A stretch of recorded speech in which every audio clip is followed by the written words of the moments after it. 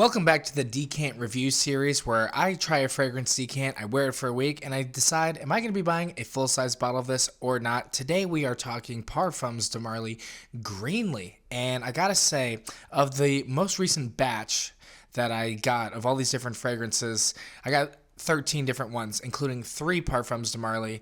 Greenley was at the top of my list in terms of fragrances I was most excited to try.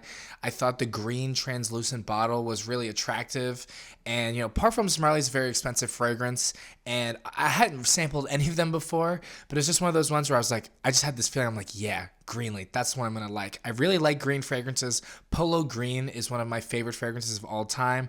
I'm also a big fan of Gucci Guilty Black.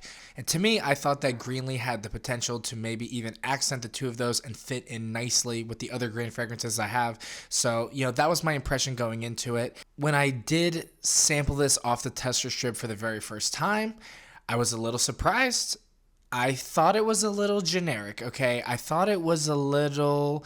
It didn't have an edge or a kick to it that I was kind of expecting it to do.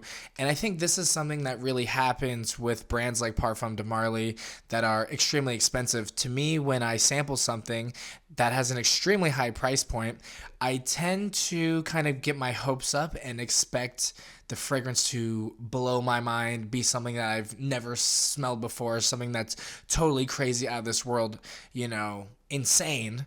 And that is really not the case with Parfums de Marly Greenley, in my opinion. It actually smells quite generic in a way that I feel like if you've ever been to Bath and Body Works, or some type of like store where you just see like hand soap, to me this just smells like generic green hand soap. And it's not to say that it doesn't perform well or it doesn't smell objectively good.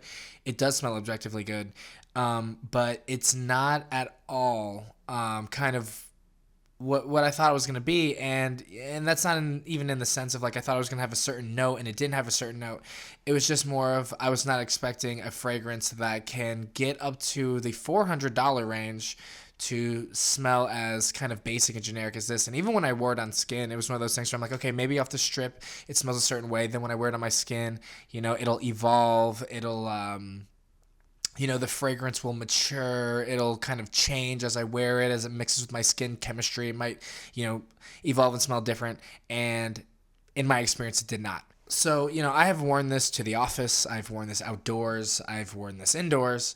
And like I said, it smells like every green Bath and Body Works soap that I've kind of ever smelled in my life. And it's one of those things like when you smell it, it does have a familiarity to it in a way, in a sense where I'm like, I've smelled something like this 1,000 times in my life. I've smelled this exact scent profile 1,000,000 times in my life. But it's not familiar in a way that I feel like is really nostalgic or interesting, which is something that I really would have liked to. Now, granted, it's not necessarily branded to be this, green nostalgic fragrance, but I just felt it. I just kind of thought it was going to have like a different type of edge or a different type of kick to it. So, it's one of those things like it's not bad, but again, that is the trap with fragrances of this price point. You kind of get caught up thinking it has to be something amazing, and you get it and you're like, oh, okay, like it's objectively good. Like this fragrance doesn't smell bad, but it's just not. I don't know, man. It's just not like tickling my fancy in a certain type of way. Like that's just my opinion. I do think it is unisex, so I don't think this leans masculine. I think that may also be part of the reason why I'm not crazy about it. I know it's branded as unisex, but I definitely look at all the Parfums de Marly and assume that it's gonna at least lean masculine in a way, and I don't think this is. I don't think it does at all. And I don't dislike unisex fragrances. There are many unisex fragrances that I'm big fans of. I think Le Labo fragrances are some of the best I've ever smelled, and those are unisex in my opinion. So it's not even about that. The longevity and the performance, I would say, are average. It would be one thing if it's like, okay, this is Greenley, it's a generic scent profile, but oh my god, it lasts all day long. Like I can't get this stuff off my skin. Like this is a beast mode performer. It's not. It's really not. It's average in a lot of ways.